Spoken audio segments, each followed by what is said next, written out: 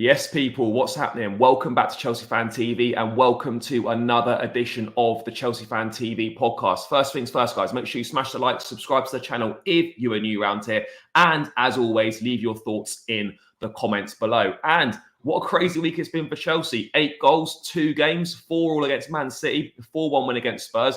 And now we've got an international break. You could say it's nice to have a little breather after a crazy week, but really you want to try and keep that momentum going. But there's loads to get into. The City game, Cole Palmer performances, Pochettino, where Chelsea are at right now. There's a lot to dive into, as there always is. Delighted to be joined by Harry. Loads of you guys will know who he is. But, mate, great to have you on. Thanks for taking the time to do this. We were just saying before we started recording, it's been a crazy week. Can you remember a week this mad following Chelsea? Because certainly it's quite hard to remember.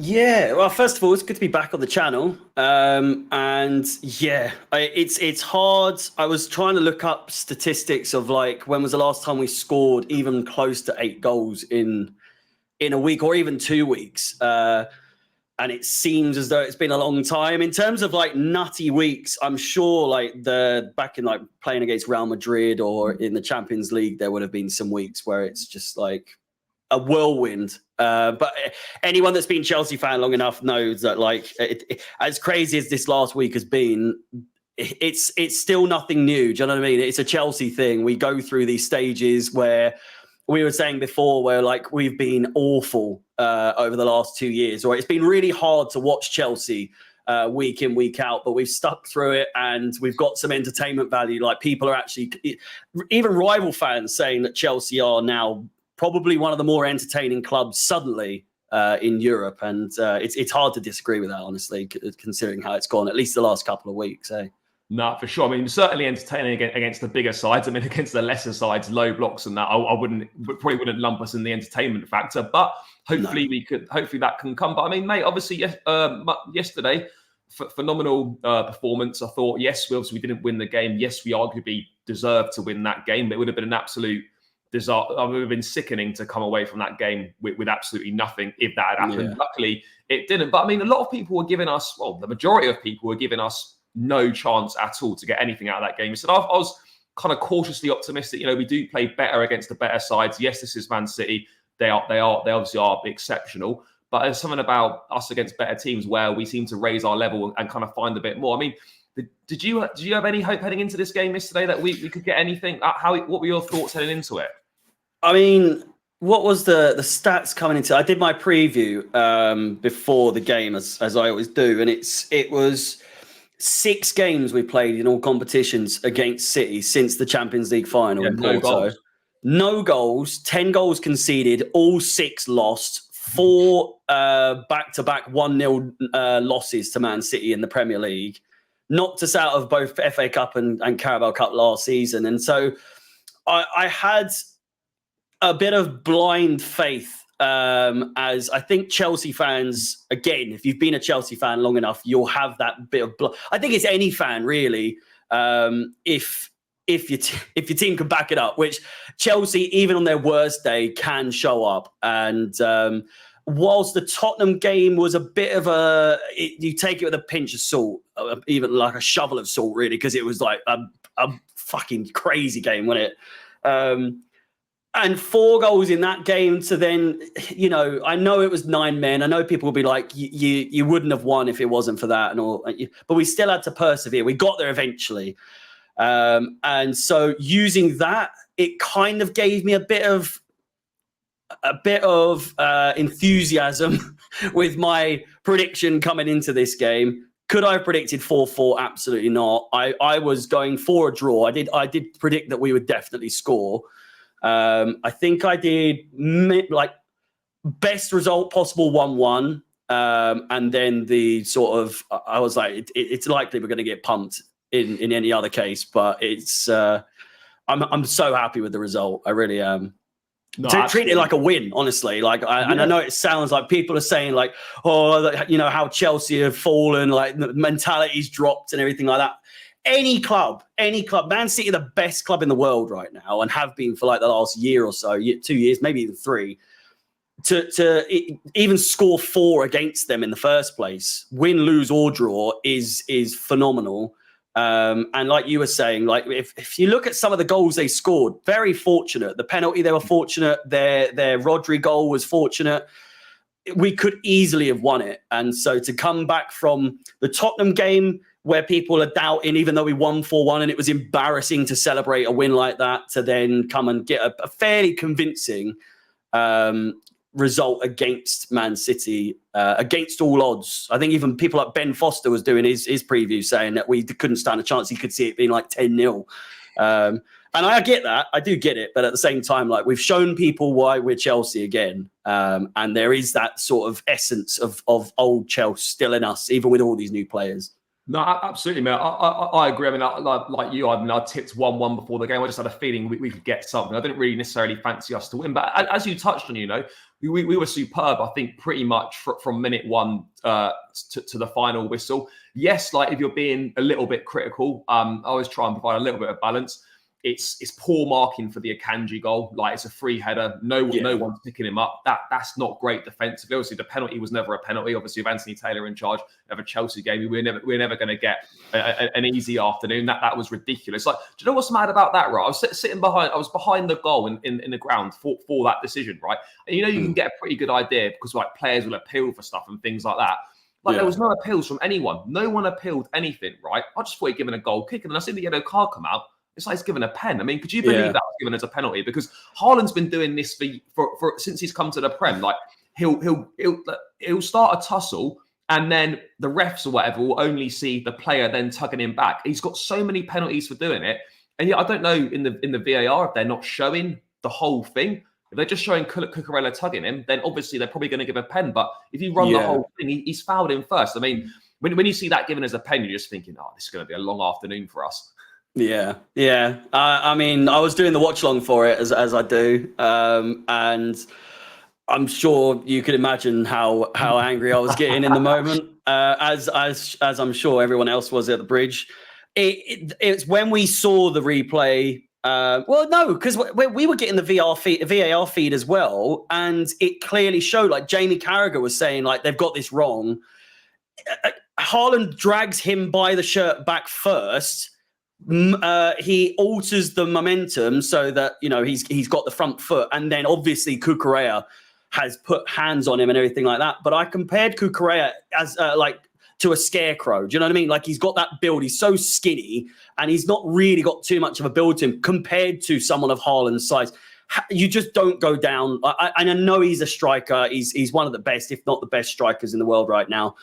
And obviously he's going to go to ground in that situation. But like you say, you're as close as anyone could have possibly been.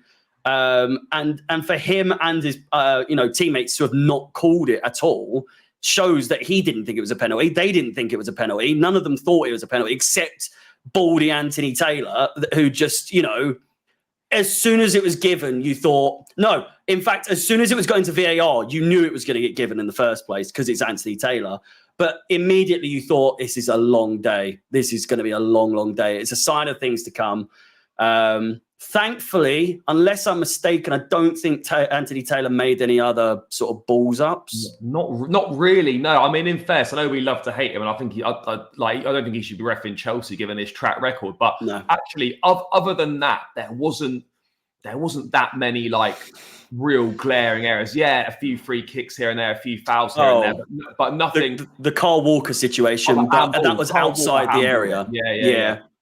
But I mean, look, even still, by his standards, I mean, one howler is not.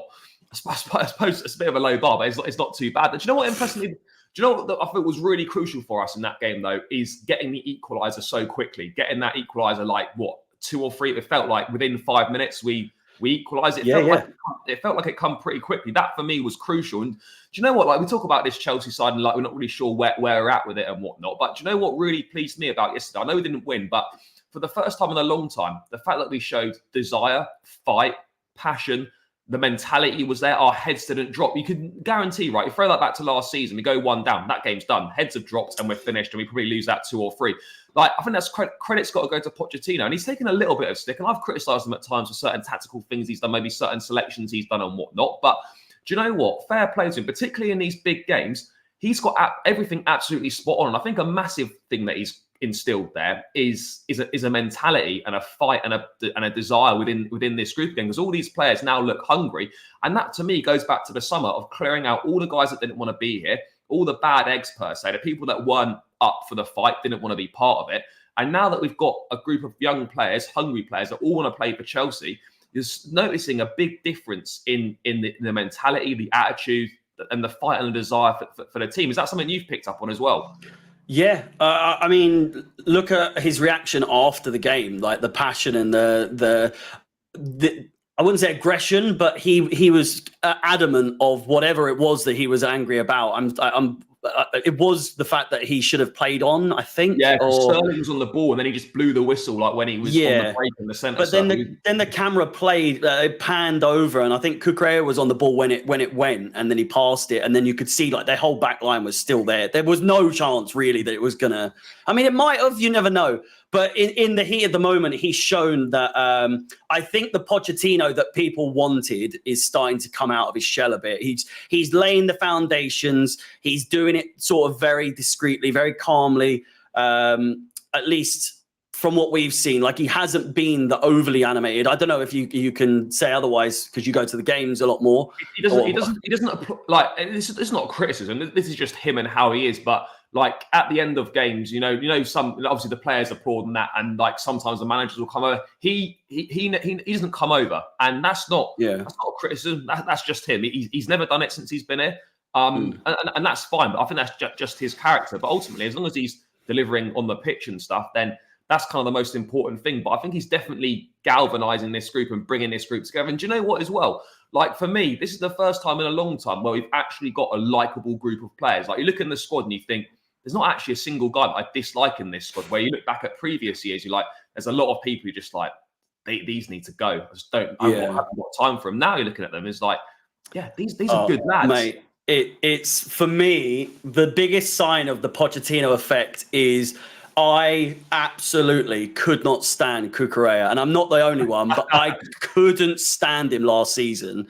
I thought he was erratic. I thought I wouldn't say necessarily lazy, but like he wasn't doing it for me. Like I couldn't see what we'd bought. Like just wasn't doing it for me. And now I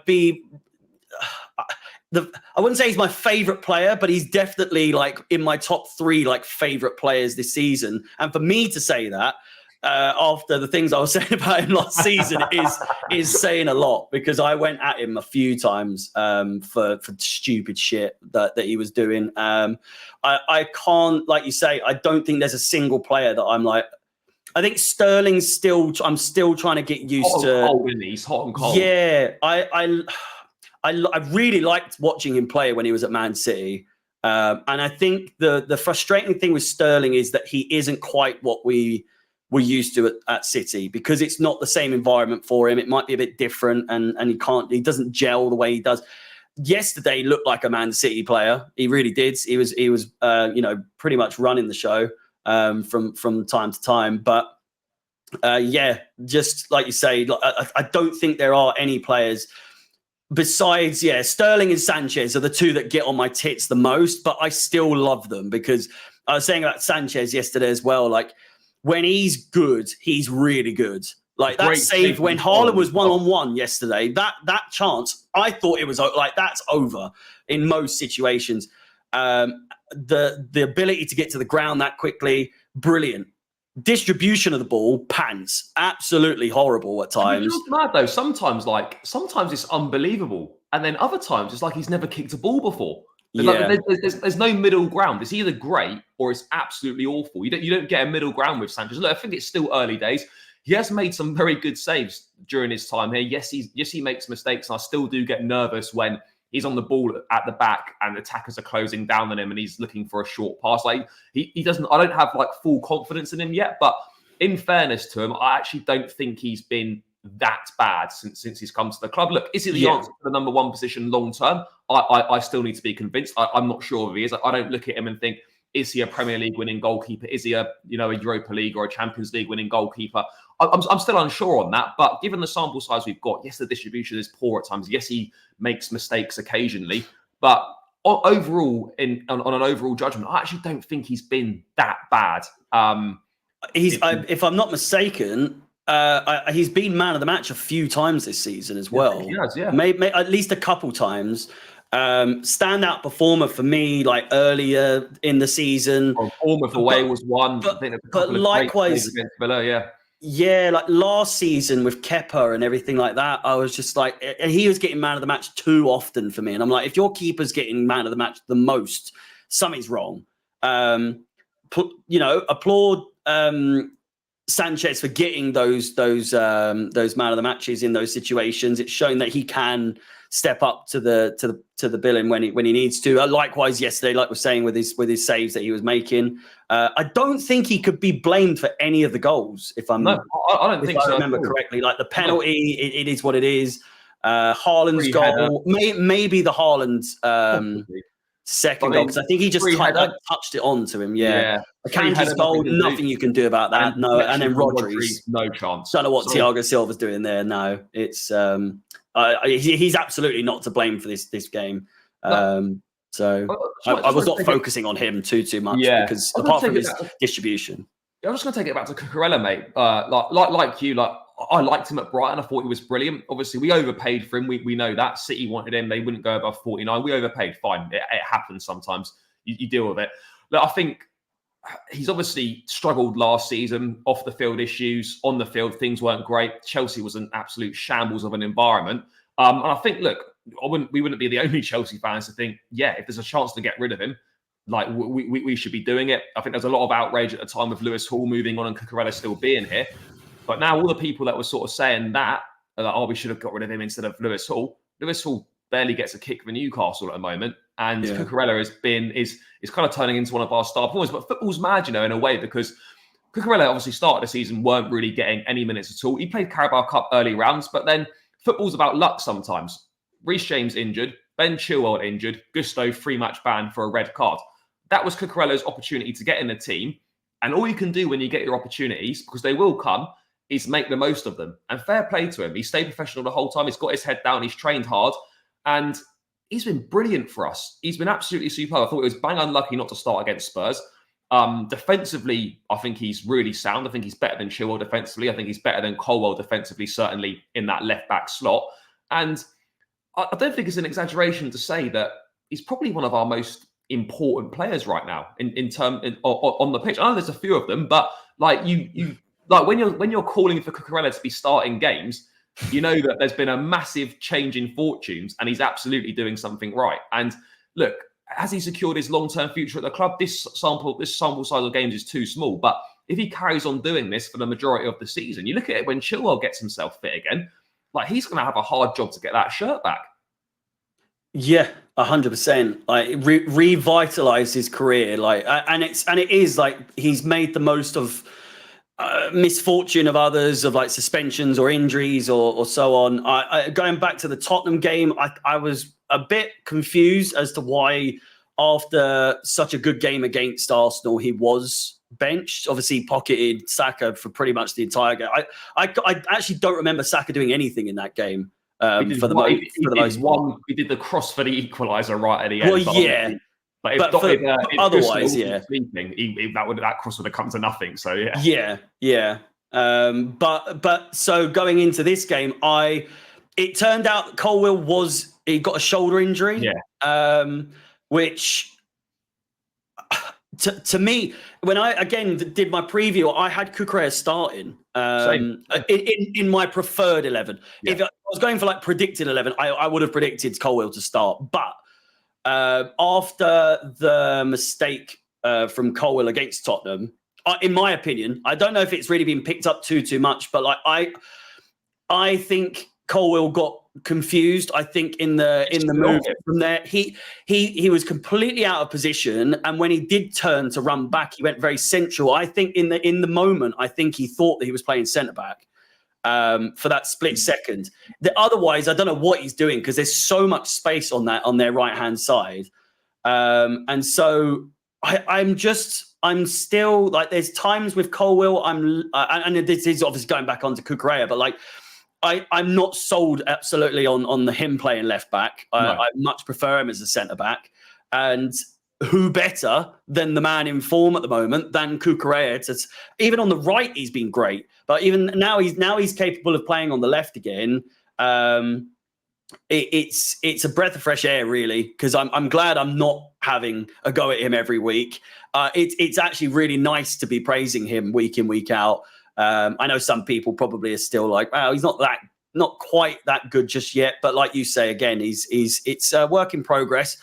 Will he stay the long term? I don't know. But so far, I mean, he's still very erratic at times. But again, that might just be the hair that makes him look sort of like wacky. Sort of Louise vibes, isn't there? Yeah, it makes every movement that he does look so much more intense when he does it. Like when he lunges in and it's just like flailing around. But no, overall, I would say he's probably one of our he's our most improved player, absolutely. From last season to now, I would say he's got to be our number one most improved player, because he's come from the depths to now being like one of our not guaranteed, but starting 11 players from time to time. Like I'm impressed. Yeah. I mean, talking about players that have improved, I mean, segues us nicely. I mean, I cannot believe, and I don't think a single Chelsea fan would have predicted at the end of last season, the improvement from Conor Gallagher. Now, this is ridiculous. Like you sort of almost feel like, have we signed a different player? Has someone else come back for pre-season this season? Because like from what you saw of Gallagher last year, all right, he worked hard. He had a few nice moments here and there. Yes, he didn't have a consistent run in the team. Yes, you could argue that he was just chucked on wherever. Whereas now he's got a position. He's been playing there consistently, and we're getting the rewards. But I think it's obvious that Gallagher has improved, but his off the ball stuff has always been very good. I think that's kind of stayed to the same level, maybe improved a bit. But his stuff on the ball has got a lot better. Is it perfect? No. Can it still get better? Absolutely. Does he need to add that goal scoring touch that we saw at Crystal Palace back to his game? Yes, absolutely he does, because we don't really have any goals from midfield right now. But no. I mean, in the summer, I'm not afraid to say it. I was like, look, if he stays as a squad rotation player, great. If we sell him, no issues. Don't mind if he leaves. Now, he's literally probably one of the, if not the first name on the team sheet. And his performance yesterday was exceptional. I mean, how surprised are you? Because I don't think anyone saw this coming. I mean, did you always think there was this good a player in Conor Gallagher? Absolutely. And if there is no one that backed him, I must be the one person that did, because early predictions on the byline, which is where I do the watch-alongs now, myself, Alex, and Mod were doing a debate and about like who do you think will be the player that sort of stands out, and of the remaining players, not the new incoming players. Cucurella was nowhere to be seen. I don't think anyone predicted that one. But with Gallagher, I remember there being a very specific moment where I said to them, do you see a world where he makes his place back in the team? And obviously there were injury concerns that weren't a thing as they are now. He's obviously in the team as as a result of injuries at that time, and he's made his way back into the side, and he's a mainstay now. He's absolutely become one of our absolute best players, mostly down to his dedication, his attitude, his proper Chelsea. And I hate when people throw that term around, because you give it to people who like the ones that have left, and you start regretting it. But I backed Conor Gallagher early doors to make at least make a statement, and to make a claim that he could be a starting 11 player. Did I predict he would be this good and this influential inside the team? Absolutely not. I completely agree. No one predicted that he would be would have revitalized his career at Chelsea as much as he has done so. And I'm over the moon for him as well. He's such a good lad. And just, it is like you say, needs to work on his finishing. I want to see more of what he's absolutely capable of doing. Long distance shooting, Lampard-esque. He's got it in him to do those long distance shots. But I think that's the thing as well, that most of our players seem like they're scared to shoot from outside the box. Obviously, he did it yesterday, and it caused a fumble from Edison, and it led to Jackson getting a goal. So if you don't, it goes back to the saying of like, if you don't try, nothing, you can't win, you can't lose. It's why not give it a go? Obviously, don't do it all the time, but I would be happy for Gallagher to have more shots than he has been lately, because you might get your rewards like we did yesterday. But yeah, over the moon with how good he's been. Yeah, I mean, I think that's the same for all these players. Like, I'm not saying every time you get near the edge of the box, they don't need to shoot every time, but let's just have a few more shots because, as you say, you might get a deflection. There could be a parry, a fumble from the keeper that leads to a goal scoring opportunity or a goal. So it's something I think we do need to do more of. I think at times we're guilty of trying to play one too many passes, almost passing it into the back of the net. That's something that I think we can definitely improve on. But I think, like with Gallagher, like with Cucurella, I don't think people understand how important it is to have a manager that believes in you and trusts you. Like that, to go out and if you get that from a manager, then you're going to go out and perform so much better. You really are. Like, I think that makes such a big difference. So this is where I think, going back to Pochettino, where like he is totally the right guy for this project. He gets young players. He knows how to develop them. And I think one thing that maybe is underrated about him, or certainly maybe I don't see people speak about it enough, I think his man management is absolutely superb. The way that he's kind of building these players up, like what he's doing with Mudryk, how he's kind of revitalizing Gallagher, like how he makes. You hear a lot of the players speak about him, how he's not just a manager, but he's also like a friend as well, which I think is a big thing, particularly nowadays. You know, I think the Jose days of kind of chucking players under the bus, being up in your face and that sort of thing, calling players out in public, probably doesn't really work with this newer breed of players. You probably have to go for a bit more of a gentler approach per se. But I mean, on Pochettino, how impressed have you been by his start? Look, I know 10th in the table is not where we want to be. We should absolutely have more points on the board. But I mean, as an overall perception after sort of 12 games or so in the league, how are you viewing what he's done so far? And like, because for me, I think you can see there's clear signs of where we're going. All that's missing now for me is stringing in a run of wins together and working out how to kind of break down these low block teams. Yeah. I think a good sign is we're not losing back-to-back games this season, which we were doing far too often. I think there was one period where we would lose it. We lost like, what was it, 5 in a row? Oh, easy. 6 in a row at one point.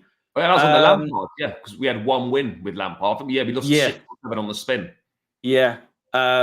You look at the games this season on like a color chart, and it's a bit of a rainbow at the moment, where it's still like not the finished product, obviously, but there's more greens than there are any other color, thankfully.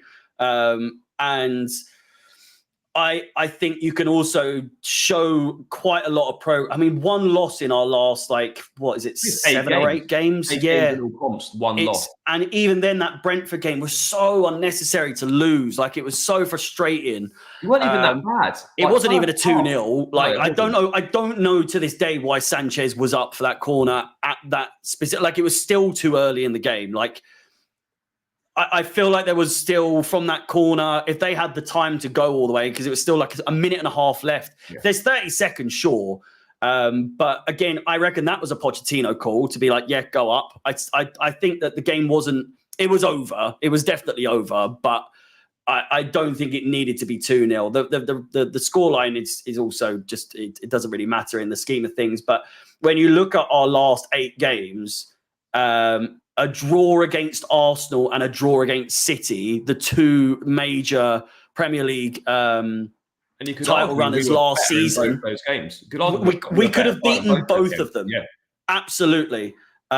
We bottled it against Arsenal, but I think that is down to the inexperience of the young side. I don't think that's Pochettino necessarily to blame. I think there might have been someone got subbed, and then the game sort of changed. It was Mudryk, wasn't it? Yeah, Mudryk got subbed, and then the game sort of just got away from us a bit. But then I'll always say that, like, always say on that, like, if Sanchez doesn't make that mistake, no one's speaking about the subs, because that's an easy win for us. But so, like, it's kind of, you know, it's one of those, isn't it? It gets highlighted because we ended up binning the game off.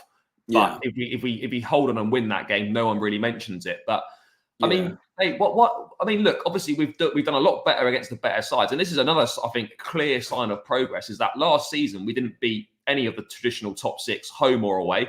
Now, this season, we beat Spurs away and we're unbeaten against City, Arsenal and Liverpool all at home. And you could say that in all 4 of those games, we were absolutely the better side for large parts, if not all of those games. And we probably should have won all those games. That's a huge improvement. And it does go to show that we can go kind of toe-to-toe with the best in this league. But you're not playing those sides every week. There's very few games against those teams over the course of the season. Now, obviously, our form against lesser teams is a problem. It's a struggle.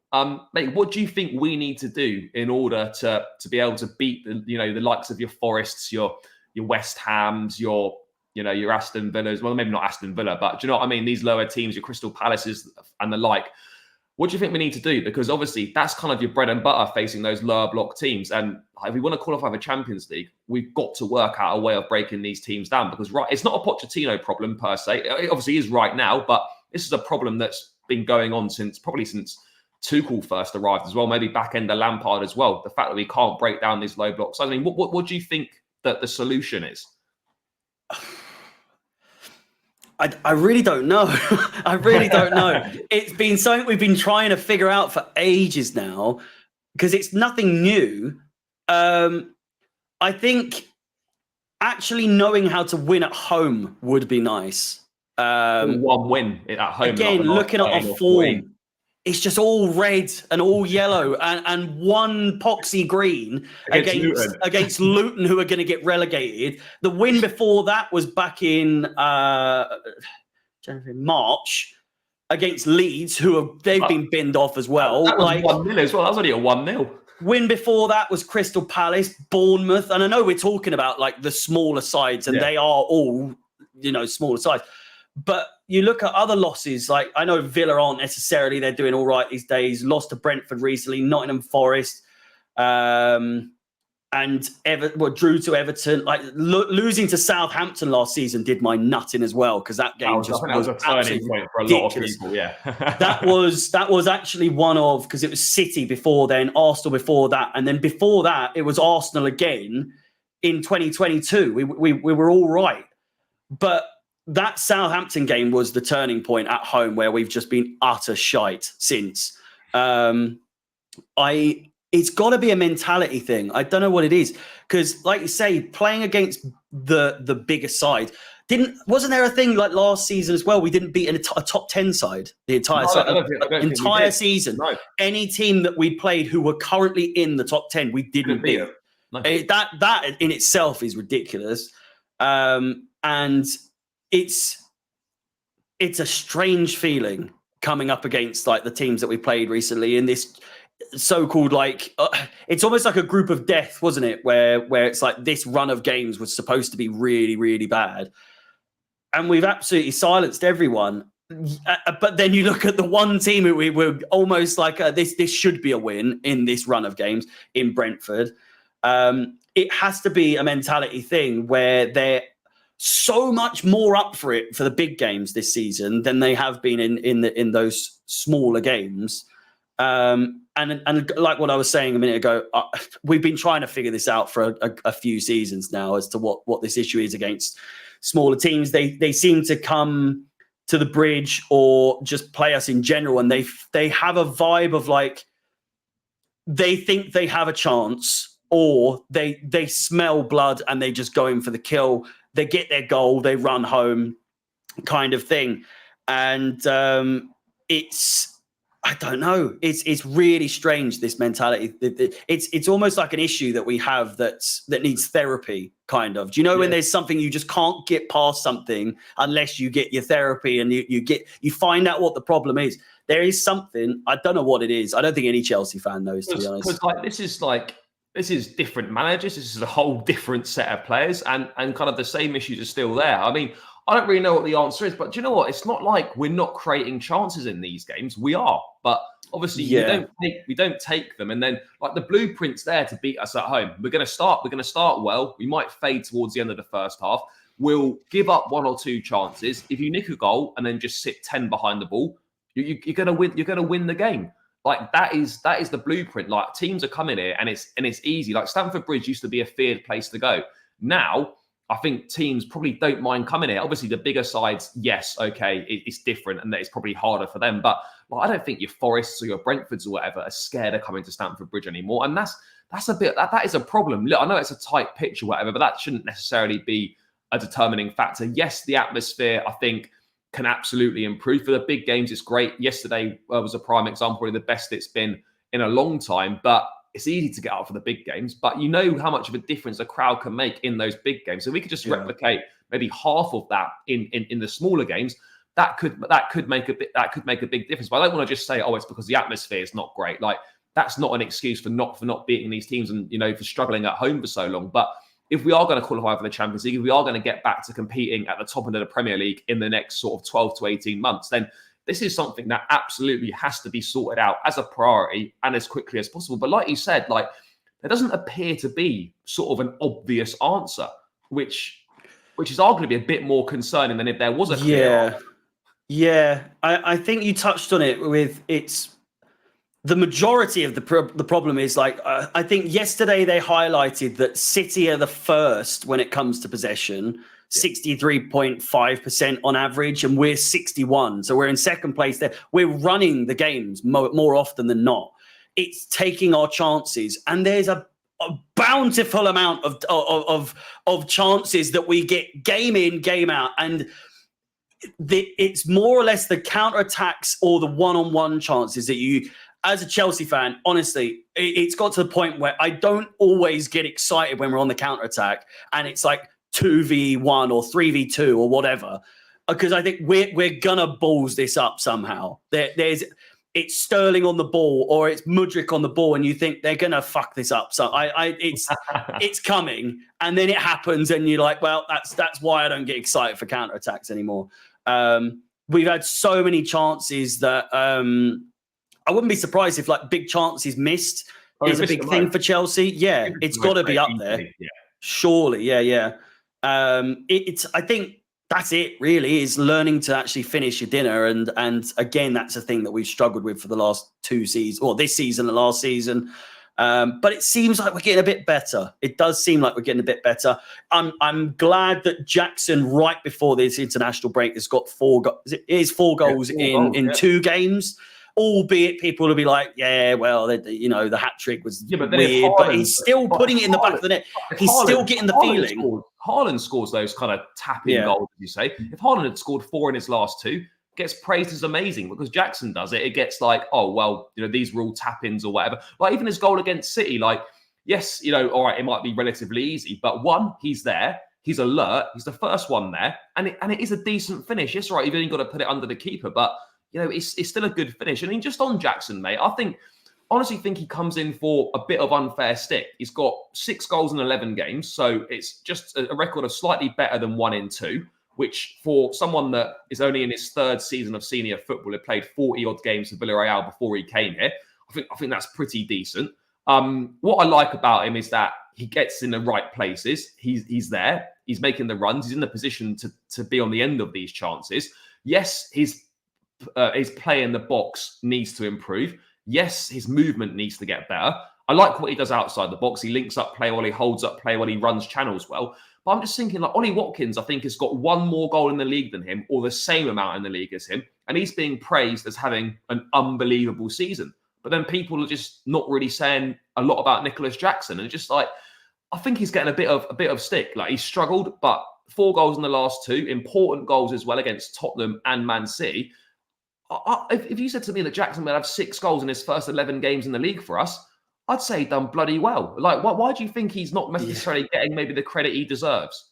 I mean, turning into a bit of a big game player. Player. The return of maybe Drogba resurrected. I don't want to say things too soon, but he's absolutely the player, or apart from Nkunku, but I wouldn't necessarily at this point say that he's like one of our new incoming players, because the whole thing with him was so like the transfer saga was done ages ago. Yeah. Now he's injured. But besides that, Jackson was my most exciting prospect, I think, more so than Mudryk. I wouldn't put Palmer in that run of players either, but like the original new signings, Jackson was the one I was most excited to watch. Pre-season, fantastic. I think missing Nkunku was a big thing for him because they had that sort of connection in pre-season. It looked like they were gelling so well. Nkunku coming back in against Newcastle potentially, we might see glimpses of what was in pre-season. And Jackson again coming into the international break with his head like so much higher than it could have ever possibly been than what we could have imagined it to have been 2 games prior. Everyone's going at his neck, saying that we need a new striker, Osimhen this and everything else. I'm not saying don't get Osimhen. I'd be really over the moon. Yeah, but at the same time, I think again it's like what we were saying with composure in front of goal. He stank the gaff up many a time. He's skied it from 6 yards. He's done it so many times. But I think he's one of those players that in time, once he gets a feel for scoring again, which he is, he's scored 4 in his last 2. You've still got to put him in the back of the net. And I know a lot of the goals he scored were like little tap-ins. But again, go back to Haaland. A goal's a goal. Doesn't matter. It's still going to do wonders for his ego, his mentality, and going forward. I bet he's gutted that it's the international break, and that he'd wish that momentum can continue. Do I think that he's guaranteed to be the future striker of Chelsea? It remains to be seen. It's like 2 different ends of the pitch are exactly the same situation, where Sanchez, you don't know. You really don't know. Sometimes maybe good, sometimes maybe shit. And then sometimes the same with Jackson. It's like the exact same thing at both ends of the pitch. I really want Jackson to succeed. I'm just enjoying watching him play at the moment. It's even when he hasn't been scoring, he's been getting involved in the goals and getting involved in the runs going forward. Needs to work on his discipline record. He's a bit of a shambles when it comes to. He's got 8 yellow cards this season already. I think he's 2 or 3. I think he's maybe 2 or 3 bookings away from a 2-match ban. Yeah, because he was banned for the 5 originally, then he's come back, and now he's got 3 again. Yeah. So he's had 8 yellow cards this season in 12 games. 11 games? Yeah, because he was banned for 1 game. Yeah. Of course. Yeah. That's mad. It is mad, but I agree with you. Like, I'm not saying he's a long-term answer straight away. We need to go and get another striker. And I think he's definitely, from watching him, I think it's so clear that he's a link-up kind of player. Like, with Nkunku there playing off him, I think that we could see maybe a bit more of Jackson unlocked. Maybe, even Cole Palmer potentially playing with him could maybe help him a bit as well. He's a shithouse as well. He's a real shithouse. Yeah, can you imagine him and Rudiger in the same team? Yeah, and David Luiz, all these players, those 3 in particular. Mate, that ultimate. It would be so. We wouldn't. They'd be all out on red cards or whatnot. But it would be so funny. Like it would be a good laugh. Look, I'm pleased for him. He's doing well. Look, I don't think we should have put him in this position in the first place, where he's leading the line week in, week out. A little bit like Højlund at United. I think he would have benefited from a more experienced head being there and like rotating in and out every so often. But he's here now. He's doing well. We're talking of doing well, mate. We can't not speak about Cole Palmer. The guy. I know he's got 4 goals for us. Yes, they're all penalties. Whatever. You still got to put him in the net. Nerves of steel, mate. This guy is just like. I don't want to get too carried away here because it's still a small sample size of games, but I don't think he's not had a single bad minute in a Chelsea shirt. And he's just got that arrogance, that sort of football arrogance, but the arrogance in a good way. I think he knows how good he is and he's delivering on the football pitch. Like, what I like about him, and I've said it many times, like he always wants the ball. He never shies away from the ball. When he gets on the ball, he always looks to make something happen. And he's just like, he's got a good touch. He's good at taking players on. He reads the game well. He gets assists. He's always involved in everything. He's skillful. I don't want to get too ahead of myself, but I think this could be one of the best signings we've made in a long time. How impressed have you been with him? Because at the time, I was like, when Fabrizio was talking about Chelsea getting another attacker, everyone you're hearing like Musiala, you're hearing Wirtz, and it comes out, Cole Palmer, and it's almost a little bit of an anti-climax in the most respectful way possible. But mate, what an impact he's had already. I mean, we were surprised about Conor Gallagher and how he's done this season. Mate, surely you didn't expect Cole Palmer to arrive and impact this Chelsea side the way that he has. Well, Cole World, hey, he's so good. You can absolutely get ahead of yourself, and if you don't, I will for the both of us. He is unbelievable. England's got more as well. And rightfully fucking so as well. Like he's such a breath of fresh air. Like he does not give a shit when he's coming up against players. It is like, get out the way. I'm coming. I'm not going to compare him like for like as a Hazard player, but he gives off. I hate using the word aura, but he does give off that aura of like that he's the next best thing since Hazard. Where you're like, people always say like, there's always a player when you. In your time supporting Chelsea, or maybe a couple. For me, it was Drogba. Always, I'd always tune in anyway. But when Drogba was playing, I knew it was going to be a good game. For 9 times out of 10, if it was a final when Drogba was playing, it was a guaranteed goal, as we know. With Palmer, the same with Hazard as well. If Hazard's playing, 9 times out of 10, you're going to be in for a good show here. Palmer has all the makings, all the potential to be that next player for us who people are getting tickets just to see him do his thing. Cockiness, I love it. His celebration, absolutely love it. I think he does it better than Bellingham personally. And it's so good to see. Funnily enough, as well, I think he had such a big impact in the Thiago Silva goal as well. Keeping Haaland, I mean, he's tiny compared to Haaland and Kyle Walker, but he still managed to fend them off to let Thiago Silva come in and near post flick it on. The composure. I don't think there's anyone in that Chelsea side that could have been more composed than him in that moment. And at the same time, he had the most pressure of anyone in the entire stadium. And to absolutely just so much power in it, so much precision. I think he was still out there for was it Community Shield? Yeah, and he was there for the Super Cup as well. He scored in that game, so he was still there just before the season was starting. Yeah. I remembered watching him in the Community Shield specifically, thinking, and probably the Super Cup as well, but thinking, I'd love a player like this. He looked so good. Not for 1 second did it even cross my mind that we would be able to get him, because young talent, hot shit. Like, he's so good. So good that just to look at, immediately you look at him when he's on the ball and you think there's something special here. Like, he is actually, he's got so much talent in abundance.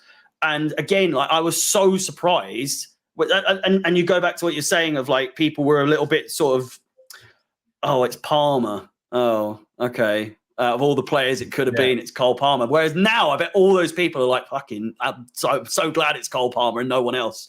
Because easily, I think if he carries on doing what he's doing, just week in, week out, just keep doing your thing. Don't overdo it. Don't do anything out of the ordinary. Have more shots, I would say. We've seen him do that for Man City before, going and cutting in on his left and having just a whacking it and not even hoping. The precision this guy has is crazy. Confidence in abundance as well. But if you just keep doing what you're doing, don't overdo it. He's a guaranteed player of the season for Chelsea this season. Yeah. I don't think anyone really comes close. Might have to wait and see what happens with Nkunku, but unless there's other players that are doing well, but he is so... Gallagher is another shout, and so there are 1 or 2 other players, but I think Palmer is leaps and bounds above everyone else in terms of consistency, in terms of performances. He is unbelievable, and he's doing it on a regular basis so far from what we've seen. So, I love him. I love him. I love him as well. I just think everything about him is so great. The impact's been great. And I can't wait to see how him and Nkunku link up in the same team. I think that's going to be a really exciting prospect for fans. I mean, if you just throw it forward, mate, for sort of last 5-10 minutes, obviously after the international break, we've got Newcastle, then the December run starts, and it's pretty tough. Games coming thick and fast. On Nkunku, hopefully it should be back for that Newcastle game. Him and Lavia potentially be on the bench. You would think maybe, or certainly the game afterwards. Where do you see? Let's start with Nkunku. Where do you see him fitting into the team? Because obviously, like, he's not going to go straight back into the starting 11. He's going to have to be built back in, like Reece James has been, like Badia Shield's going to be. We are taking more care with players now. But if Gallagher keeps playing how he's playing, then he can't be dropped. Palmer is undroppable. And if Sterling or Mudryk continue in their form, you're thinking, well, it's quite hard to leave one of them out. And then you're thinking, well, do you play Nkunku instead of Jackson? But if he keeps scoring, then you look, it's a very nice problem to have. You know, we've had so many times where there are injuries, where we can't really make any selections, not really any options from the bench. But as the season progresses, as we maybe get into next year, where do you see Nkunku actually fitting into this team? Because it's a difficult question, really. You wouldn't expect it to be hard when at the start of the season, but now that we're getting into it a little bit, it's like, yeah, where does he go? I haven't got a clue, mate. Honestly, I'm looking at our previous lineups. We've obviously we've picked our preferred formation now. We've figured that we're 4-2-3-1, 4-3-3 sort of situation. Looking at our lineup formation and just the way we've laid out against Man City as the closest reference to it, I can't see it. I just don't understand where he could possibly go. But at the same time, like you say, you can't have Nkunku on the bench. Like, it's not like when he's fully fit, you can't do it. He's one of the best sort of talents going at the moment when he's playing, when he's fit. People easily there's so many sort of online fans or Twitter fans, all that sort of thing, that will say it's an easy one. You've got to drop Gallagher or drop Jackson and put him up front. But you've raised good points as well. They're both in really good form, recent form. I think Jackson's probably the one that's the most in jeopardy of if he doesn't score, if he doesn't carry on his form. He's going to African Cup of Nations in January anyway. So that probably gives Nkunku the number 9 slot. I think he slots in there. That for me makes the most sense. It's the only position where Breuer's still got chances to make an impact. He had an impact yesterday, a massive one. And did I think he was going to score if he wasn't fouled? I don't know.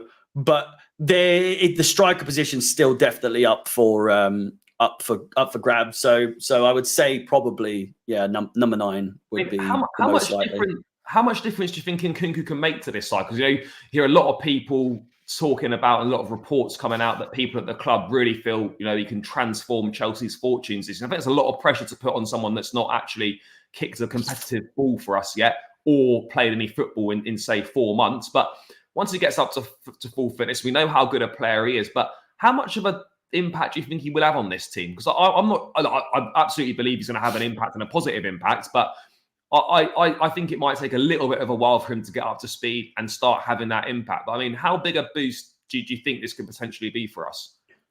I think the pressure side of things is huge on him. I think rival fans will be chomping at the bit with the 007 memes ready. He is that player who will be just prime target for that sort of treatment. He's cool. He's calm, collected sort of player as well. I think he backs himself to do whatever. I don't think the pressure will be a big problem for him. I'm confident that he's gonna perform. What impact will he have? I think that comes down to how well he's been working in training with players like Palmer. The players in midfield, the link-up play. Is it good? Have we seen much in the way of evidence besides pre-season to suggest that he would mould straight into this team? I don't know. It's maybe a good thing that we can sort of ease him in leading up to the African Cup of Nations, where he'll hopefully by then be put into the team fully. Because, I mean, from my perspective and anyone else that's sort of remembers anything to do with James or other players who are injury prone, of like, don't put him in straight away, please. I'm begging you. I can't go another 6 months without Nkunku. I need him in my life. I'm so desperate for Nkunku to make his way onto the pitch for Chelsea. 20 minutes against Newcastle, 20 minutes against, maybe 30 minutes against Brighton, and maybe like an hour against United. I think by Everton, he's really nearly there. And then maybe Sheffield United's a game where he's like, right, just absolutely just do what you do and batter these lot. I'm cautiously but calm about the whole situation. I think there is a massive amount of pressure on this guy's head, but you know, I no doubt he'll have at least 4 or 5 balloons in his sock ready to blow up. Mate, when that blue balloon comes out, it's going to be a special moment. I can't wait, mate. Also, got Romeo Lavia to come back in as well. Be interesting to kind of see where he fits in. But yeah, mate, last thing, obviously, you know, we're heading into that tough Christmas run. You know, we're still aiming to qualify for the Champions League. Where do you sort of see, how do you see the season kind of going for Chelsea? I mean, and also how important is the Carabao Cup to you this season as a fan? Because for me, I tipped us to win it at the start of the season. I know it gets belittled a little bit. It's still classified as a major trophy. This, more than anything for me, is vital in terms of a trophy, in terms of proving this group can win a first trophy in England for Poch. Like, I think it's absolutely crucial that we win this.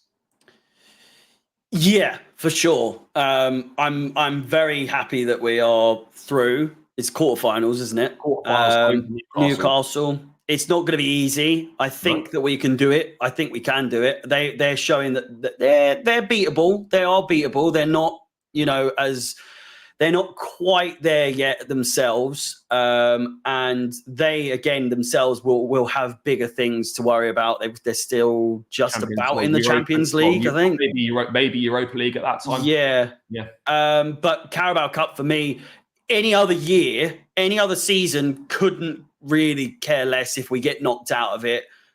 But in this scenario where a silverware for Pochettino, the first silverware that's available as well, would be fantastic. I'm absolutely going to celebrate like it's the Champions League if we win it as well. I think it gets a Europa League slot as well, which is not a guarantee in the league, or it gets some form of European slot. Maybe it's Conference League it gets. I don't know. But it gets you some form of European football as well, which, you know, we'd like to think we qualify for the league, but there's no guarantees on that. Are you still backing the Champions League qualification? Do you still think that's possible?